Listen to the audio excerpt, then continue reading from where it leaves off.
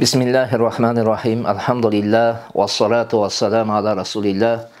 Allahümme allimna ma yenfa'una ve enfa'na bima allamtana ve zidna ilmen nafi'an.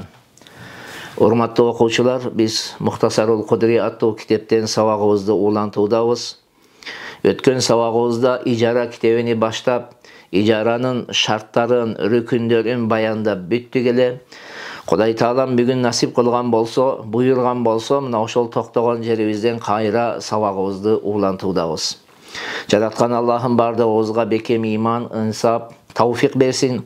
Jana ar bir okugan süйлömübüz menen amal kılıp başkalarga dagın jetkiriүүчүлөрдөн kılsın. Amin ya rabbal alamin. Wal manafi'u taratan tasiru ma'lumatan bil muddati ka isti'jari duwari lis-sukna wal aradina liz-zira'ati. فَيَسِحُّ الْأَقْدُ عَلَى مُدَّةٍ مَعْلُومَةٍ أَيَّ مُدَّةٍ كَانَتْ. Ötken sabagыбызda biz şartu siha, yani ijaranın dürüst bolu şartların bayanlagan kezibizde oşol şartlardan biri emnele janagı biz ala turgan payda talaş tartışka albarbay turgan dengelde emne boluş gerek, malum boluş gerek ede, belgilүү boluş gerek ede.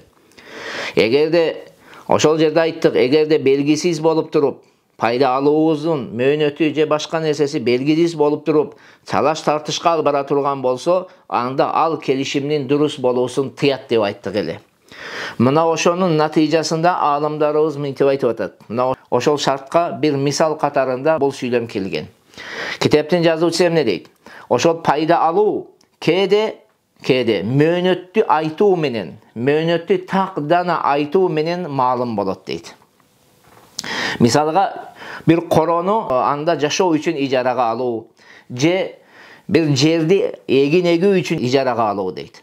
Mına ушундай болгон кезде demek bul jerde, ошол koronu ijaraga alган кезибизде, je жерди ijaraga alган кезибизде, эгерде так dana жанагы möөнөттү атай турган болсок, мына ушул ижара келишими эмне болот? Дурус болот дейт. Айя муддатин канат. Кандай möөнөт болбосун? Мейли биз кыска möөнөттү атайбызбы, же узун möөнөттү атайбызбы? Айтор бир möөнөттү так дана атай турган болсок, эмне болот экен? Ошол ижара келишимибиз эмне? Дурус болот. Мисалга, жана жокоруда айтканыбызда, эгер бир үйдү ижарага алдык, мен ошол үйүңүздө 5 ай жашайм мисалга. Же болсом жерди ижарага алдык, ошол жериңизде мына ушунча айга мен ижарага алдым. Ошол эгиниңиз жетиле турган möөнөттө дейли, атап туруп ижарага алсаңыз эмне болот экен? Дурус болот. Эгерде möөнөттү атабай турган болсок, анда эмне болот? Жанагы ижарага алуучу менен ижарага берүүчүнүн ортосунда пикир келишпестик пайда болушу мүмкүн. Бири келип айтат, сен 1 айга ижарага алдың десе, жок, экинчиси келип мен 2 айга же 3 айга ижарага алдым эле дейт. Натыйжада экөөнүн ортосунда чыр-чатак чыгат. Мына ошондуктан ал келишим möөнөт аталбаган кезде эмне болот экен? Дурус болбой калат.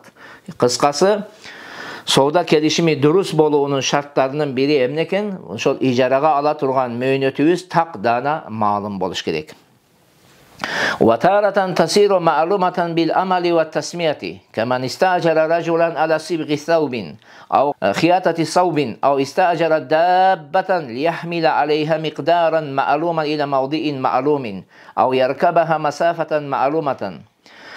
Oşol payda alуу kede amal kılуу menen, atoo menen emne bolot deyt? Malum bolot deyt. Kandayda bir amalda atkarуу menen, jana atoo menen emne bolot? Malum bolot deyt. Misalga bir adam amalda ataganга misal, kitaptın жазуучусу aytat, bir kişi bir kezdemeni boyao üçün bir kişini ijaraga aldı. Je kezdemeni emne tigүү üçün, bir köynek tigүү je başka nerse tigүү üçün ijaraga aldı. Mana ошол жерде эгерде дана айтса, mana ошол менин ак көйнөгүм, ак материалымды, ак кездемемди сен кызыл кылып бересиң, же көк кылып бересиң, же кара кылып бересиң деп ижарага ала турган болсо, mana ошол келишим эмне болот? Пайда алуу, ошол жанагы кишиден пайдалануу туура так дана аталгандыктан ушул ижарабыз дурус болот. Же болсом ушул кездемени мага деди, эмне кыласың? Шым тиги бересиң. Же болсом көйнөк тиги бересиң деп туруп ижарага ала турган болсо дагы эмне болот экен? Дурус болот. Эми ау тасмия же аташ менен дурус болот. Мисалга бир адам айтты: "Мына ушу улабыңды мага ижарага бер, мен бул улабыңа мына ушу 100 килограмм бугдайды мына Бишкектен айталы неге чейин Сокулуга чейин алып барам" деди. Карасаңыз, так дана аталыш керек. Мен 100 килограмм будай жүктөйм, ушул 100 килограммды кайда чейин Сокулуга чейин алып барам деди. Мисалы, Бишкектен Сокулуга чейин. Мына ушундай атаган кезде дагы эмне болот экен? Жанагы пайда алуу маалым болот да, o жанагы келишимиз эмне болот? Дурус болот. Же болсо мынтип айтышым мүмкүн. Ау яркабаха масафатан маалуматан. Мен ушул улооңузду мага ижарага бериңиз. Мен ушул улооңуз менен ушул Бишкектен Беловодскийге барып келем деди, мисалга. Эгер так дана карасаңыз, өзүм минип барып келем деп атат. Мен Бишкектен Беловодскийге чейин өзүм минип эмне кылам? Барып келем. Мына ушундай так дана белгилеп туруп, ошо аткара турган амалыны атап, анын эмне кылгандыгын атай турган болсо, ижара келишим эмне болот экен? Дурус болот дейт. Ва таратан тасиру ма'лубatan bit-ta'yin wal-ishara. Кээде ошол пайда алуу эмне болот? Дайындоо менен, ишара кылуу менен дагы эмне болот? Маалым болот. Мисалга айтып атат: "Мага ушул атыңызды мага ижарага бериңиз. Мен мына ушул будайды деп көзүн жанында турат. Мына ушуга ишара кылып айтып атат. Мына ушул будайды жүктөп кайда алып барам? Кантка алып барам" деп айтып жатат. Мына ушундай ишара кылуу менен дагы эмне болот экен? Кээде ушул биз ала турган пайда өзү не болот? Белгилүү жана маалым болот да, ижара келишим эмне болот? Дурус болот дейт. Мисалга, каман истаджара ражулан лиянкула хаза таама ила мавдиин ма'лумин. Мисалга, эгерде бир киши башка бир кишини ижарага алды да, мына ушул данды, мына ушул бугдайды бул жерден тиги жерге чейин сиз эмне кыласыз? Жеткирип бересиз деп. Дана атады. Мына ушул данды, будай турат жанында. Мына ушул будайды ушул Бишкектен мына паланчы жерге чейин не кыласыз? Жеткирип бересиз дейт. Ошондай ижарага алуу. Дана карасаңыз, так дана бул будайды деп көрсөттү. Бара турган аралыкты дагы көрсөттү. Бардыгына дайындады, ушул ижара келишими дурус болот дейт. Ва яжузу истиджару дуари вал хаванити лисукна ва ин лам юбайyin ма я'малу фиха. Ва ла хува я'мала кулла шей'ин илля ал-хаддада вал qassarata ват tahn. Корону жана магазинди жашоо үчүн ижарага алууга болот дейт. Эгер канчалык ал жерде кайсыл амалды аткаргандыгын баяндабаса дагы, жана ал кишинин, ижарага алган кишинин ал жерде каалаган нерсени аткарууга, кайралаган амалды кылууга укугу бар.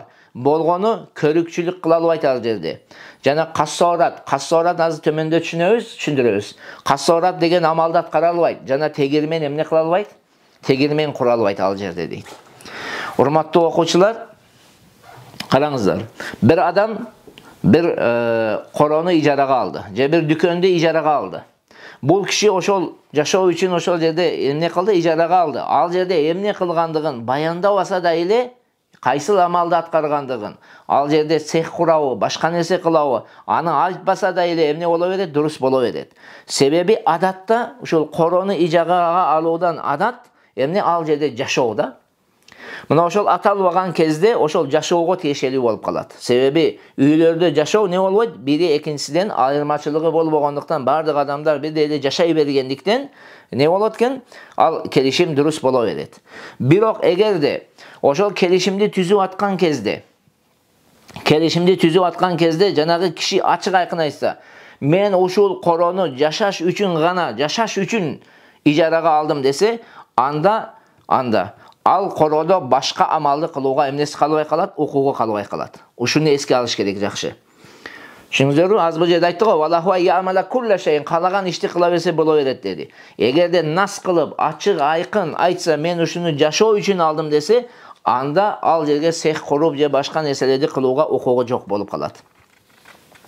Бирок эгерде жанагы айтканыбыздай мен ушул корону ижарага алдым деп эч нерсени атабай турган болсо, мына ошондой учурда анан каалаган ишти эмне кылса боло берет дейт алымдарыбыз. Эми ва ин лам юбайyin ма я'малу фиха дейт, караңыздар. Эгер канча ошол кородо эмне кылгандыгын баяндабаса деди. Значит, ал кишинин укугу бар. Өзү жашаганга, аны ижара менен башка адамга бергенге дагы эмнеси болот? Укугу болот. Эгерде так дана баяндабай эле ижарага алган болсо, ушуну мага ижарага бериңиз деп. Ал ижарага алгандан кийин башка кишиге ижарага берсе да эле эмне боло берет? Hukuku var. Bирок kiteplerimizde kelet, oşol başka kişiye icaraga bergen kezde öz baasında versin je tömөнүрөөк bersin. Andan kımbat baada berse makruh bolot degen emne kelet pikirde aytышкан alımlarыбыз. Эми караңыз. Валаху ямала кулла шайин dedi. Кайра айтабыз. Каалаган амалды кылса боло берет. Ошол коронун ичинде mutlak icaraga aldı o. Çektebey men jaşayım je palan işti kılam degen dep atabay icaraga aldı o. Kalagan işti kılsa bolot, bирок төмөнкү иштерди кылууга укугу жок. Ал кайсыл нерселер жанагы үйдү буза турган, үйдүн бузулушуна, үйдү алсырашына не болот? Алсыз кылышына, жемилишине себеп боло турган амалдарды кылууга укугу жок. Алардын бири хаддада, темир усталык, körükçülük. Bilesizler, temir ustalık kılgan kezde siz artadan keçkelerin baskan menen ne kılasız? Temirdi koygulap, çapkılap, al jerde emne olat, oşol üyge ziyanı tiyet. Mına oşon üçün anı kılууга bolboyt deyit alımlarыбыз. Jana oşonda ele kassora dep koyot. Kassora degeni bu kezdemeni aktoo degen söz. Murunku doğrularda emne kılat de jana kezdemeni aktoo üçün janagı bir ilişke salıp alıp, anı mındaki sokuğa salıp alıp sokkondoy, uşunday bir jıgaç menen koygulap, sokkulap, anan al kezdemeni agartıp çıkarış etti. Oşonu kasora dep koyot. Mına oşol kasora da dagın al жерге кылууга эмне болбойт, себеби булар дагы ошол үйгө өзүнүн зыянын жеткирет. Ошондой эле тегирмен курууга дагы эмнеси жок, укугу жок. Жанагы эмнемен болот го, суу менен айланат. Же болсом жанагы букалар, кош өгүздөрүн эмне кылат, тегерен туруп айланат. Мына ошондой тегирмендерди курууга дагы эмнеси жок экен, укугу жок болуп калат. Себеби булардын зыяны айдан ачык болот. Ал эми кол менен болгон тегирмен тууралуу сөз кылсак, мындай эски кинолорду байкасаңыздар, тип эле кемпирлер эмне кылат эле? Айландырат эле го. Бул нерсе бул нерсени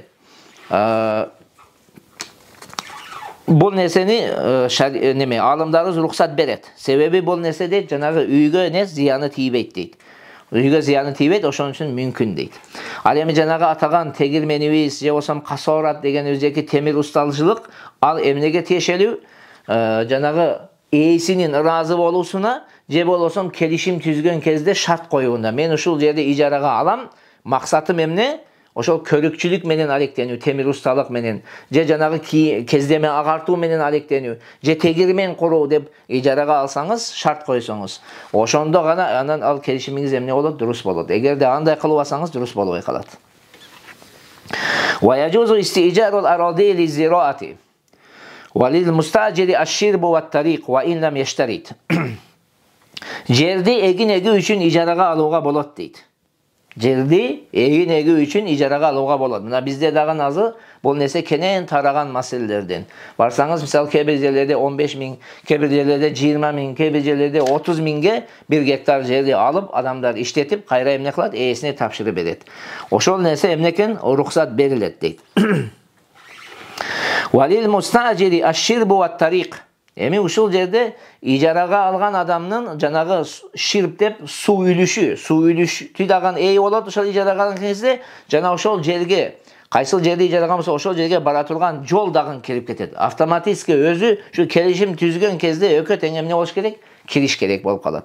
Эгер канчалык жана келишим түзгөн кезде суу үлүшү же жол тууралуу сөз болгон эмес, аны шарт кылынган болбосо деле дароо өзү кирип кетет. Себеби жерди ижарага алуудан максат андан пайда алуу. Эми ал жерге сиз пайда ала албасаңыз, анын жолу жок болсо, же болсо анын суу турган үлүш суу жок боло турган болсо, ал жерге сиз эмне кыла албайсыз? Бара албайсыз дагы, ал жерде дагы пайдан дагы ала албайсыз. Мына ошондуктан ал эмес, дурус болбой калат. ولا يصح العقد حتى يسمي ما يزرع فيها أو يقول على أن يزرع فيها ما شاء. Ушул жерди ижарага алган келишим, ижарага алган кезибизде төмөнкү эки нерсенин бирини атаганда дурус болот. Биринчиси эмне эгет? Ошол жерде такдан айтыш керек. Мен ушул жерге картошка эгем, же пияз эгемин деп туруп, ачык, айкын эмне кылыш керек? Айтыш керек болуп калат. Же болсом мынтип айтыш керек. Мен ушул жерди ижарага алам, бул жерге мен каалаган нерсемди эгем деп. Ошо каалаган нерсемди эгем дей турган болсо, анда каалаган нерсени эксе эмне болот экен? Дурус боло берет. Неге ушундай ачык айкын аталыш керек? Себеби жанагы келишим түзгөн адамдардын ортосунда келечекте бир талаш тартышка эмне себеп болбосун. Ошон үчүн так дана эгиле турган нерсе баяндалыш керек болуп калат. ويجوز أن يستأجر الساحة ليبني فيها أو يغرس فيها نخلا أو شجرا فإذا انقضت مدة الإجارة لازمه أن يقلع البناء والغرس ويسلمها فارغة إلا أن يختار صاحب الأرض أن يغرم له قيمة ذلك مقلوعا ويتملكه أو يرضى بتركه على حاله فيكون البناء لهذا والأرض لهذا. Qarаңызlar, kitapten жазуучу мынтип айтып атат. Boş жерди, саханы, boş жерди, kuruluşu жок, дарактары жок болгон boş жерди ижарага алууга болот. Ал жерге көчөт отургузуу үчүн. Мисалга курма көчөт эгесбейди, терек талдарды көчөттөрүнө отургузасызбы? Мына ушундай максатта ижарага алууга эмнекен болот. Бирок ошол мөөнөтү бүткөндөн кийин анда сиз жанагы үйүңүздү курган үйүңүздү бузуп, же дарактары болсо дарактарды түйдөн сууруп алып, таза абалда эмне кылышыңыз керек? Жерди түздөп, анан тапшырып беришиңиз керек болуп калат. Себеби жерди сиз эгин не кылдыңыз? Мындай чакыр-чукур кылып койдуңуз да. Сиз үй куруп, аны тегиздигини бузуп койдуңуз. Ошондуктан сиз аны тазалап, түп-түз кылып туруп, анан кайра ээсине эмне кыласыз? Тапшырып бересиз. İlla ayyahtara sahibil arzi ayyagrima lahu qimata zalika maqlu'an. Qarasanız av yatamallakuhu. Bolgonu egerde jerdin eisi uşul daraqtarыңды tek koy, kaltırıp koy, je jana kurgan үйüңdü kaltırıp koy, men saga anın baasını töle beremin dep aytsa. Baasını töle beremin dep aytsa, mına oşondoy кезде tigi kişi razı bola turgan bolso, anda janagı kişi oşol janagı kuruluş jok abalдағы baasını emne kılat? Kuruluş bar menen kuruluş jok abalдағы baanın ortosun ne kılıp beret? Töle beret deydi. Da janagı nersege emne bolat? Eyi çıgat deydi. Birinci emne kılabız? Jerdi bağlayız. Misalga jer 100 so'm. Taza jer 100 so'm. Adan kuruluş menen birge 150 so'm boldu. Mına oşol 50 so'mdu töle beret da emne kılat? Janagı үйgө je janagı daraqtarga eyi çıgıp alat deydi. Av yarıda biterkihi ala halihi. Je bolsam jerdin eisi aytat. Meyli oşol kala versin. Tura versin oşol kurgan kuruluşun buzu aile koyunuz deydi. Munday olgan kezde fayakunul bina ulihaza. Janagı kurulgan kuruluş kimdiki olat? Janagı ijaraga algan adamdiki olat. Wal arodu lihaza jer bolsa janagı jerdin nesi olat? Eisiniki olat deydi. Ve yajuzu isticaru dawabil rukubi vel hamli. Ulovlardu mini üçün, jana жүктөө üçün ijaraga alууга болот дейт. Мисалга атты bir mini üçün, же болсом жүктөө üçün siz ijaraga alsanız эмнекен болот. Ушул жерде карасаңыз, mini üçün жана ага жүктөө üçün деп жатат.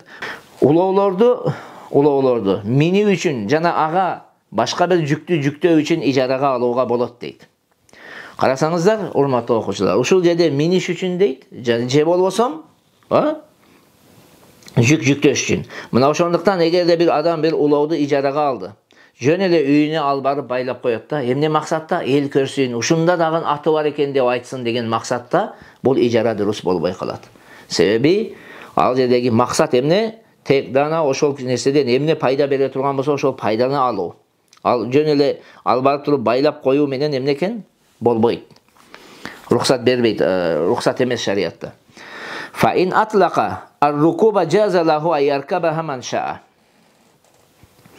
Mına ошондуктан эгерде минүү тууралуу мутлак айтпады да, ким өзү минеби же башканы мингизеби, ошол тууралуу сөз кылып алса, ошондо не экен? Өзү каалаган адамды ага мингисе эмне? Шариат рухсат берет. Проблемасы жок. Өзү минеби же башка адамды мингизеби боло берет. Kimdi mingisi emneken жарай берет дейт. Урматтуу окуучулар, мына ушул сүйлөмдү токтотолу, жараткан Аллахым бардыгыбызга пайдалуу илим берген болсун. Ассаламу алейкум ва рахматуллахи ва баракатуху.